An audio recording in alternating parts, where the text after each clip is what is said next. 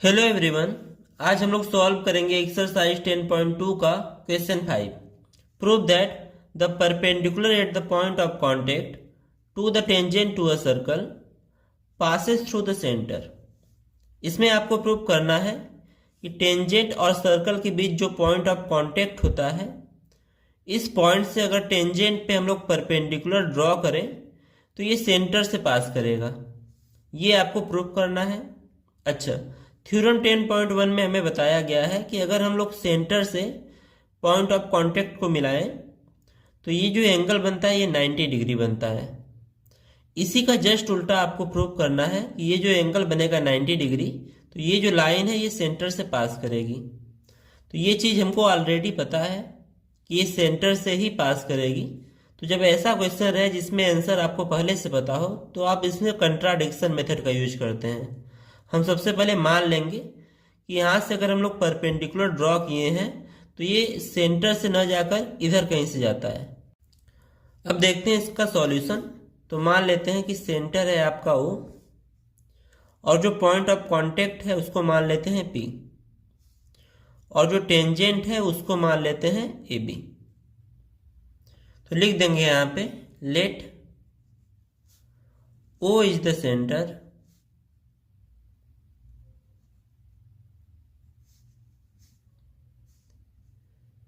AB is the tangent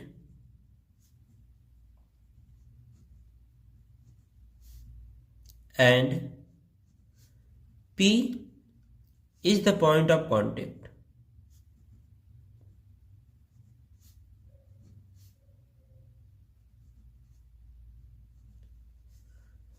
ठीक है। अब यहां से हम लोग परपेंडिकुलर मानेंगे किसी और लाइन को। मान लेते हैं ये पॉइंट है M और PM को हम लोग परपेंडिकुलर मानेंगे यहाँ पे। तो लेट अस सपोज दैट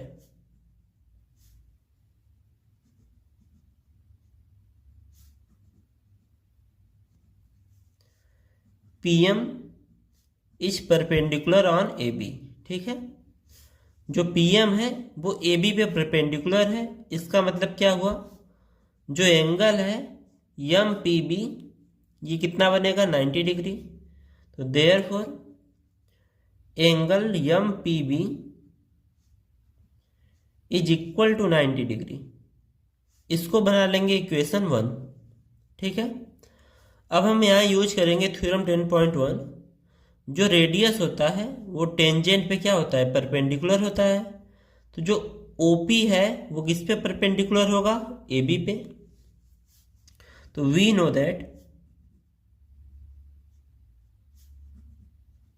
हमें ये पता है कि जो OP है वो परपेंडिकुलर होगा AB पे, क्योंकि रेडियस है, OP रेडियस है और AB टेंजेंट है। तो ये इस पे परपेंडिकुलर होता है बाय थ्योरम 10.1।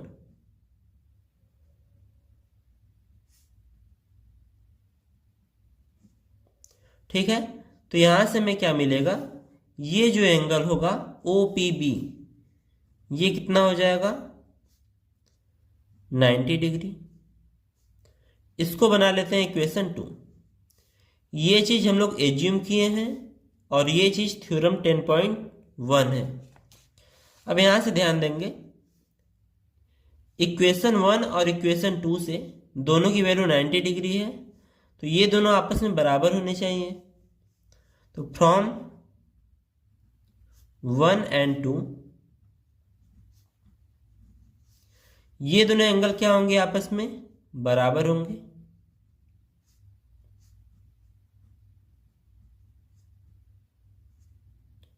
ठीक है, अब यहां से ध्यान देंगे, हम लॉजिक लगाएंगे यहाँ पे। जैसे ये लाइन है और हमें 90 डिग्री का एंगल बनाना है यहां से।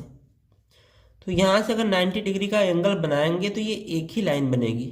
इसके अलावा कोई ऐसी लाइन हम लोग ड्रॉ नहीं कर पाएंगे जो इस लाइन से 90 डिग्री का एंगल बना पाए। तो इस लॉजिक का यूज यहाँ पे करेंगे। तो ये पॉसिबल नहीं है कि दो अलग अलग लाइंस 90 डिग्री का एंगल बना ले इस लाइन से। ठीक है, तो यहाँ पे लिख देंगे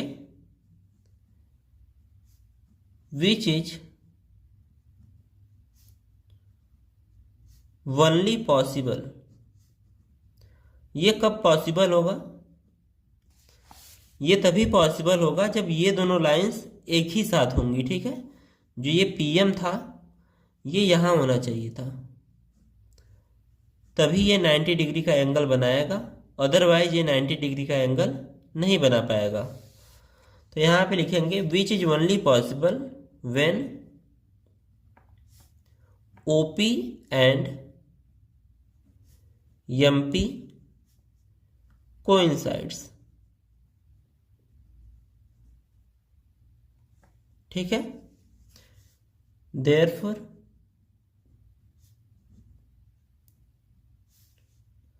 perpendicular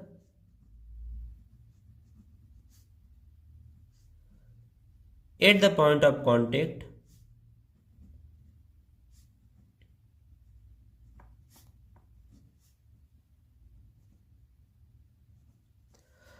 passes through the center, और यही हमें प्रूव करना था।